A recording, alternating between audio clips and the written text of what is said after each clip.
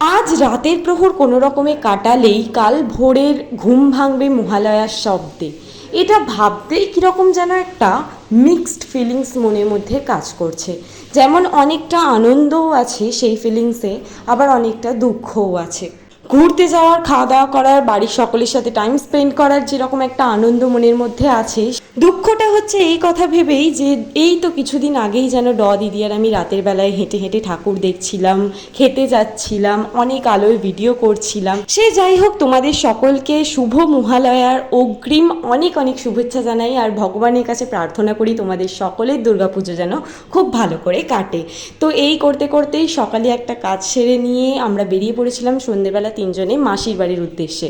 ওদেরকে কিছু গিফট দেওয়ার ছিল পুজো উপলক্ষে, তো সেগুলোই দিতে গিয়েছিল। গিয়ে তো আমরা অনেকটা টাইম স্পেন্ড করলাম, অনেক খাওয়া দাওয়া করলাম, গিফট দিলাম, তারপরে বাড়ি চলে এলাম।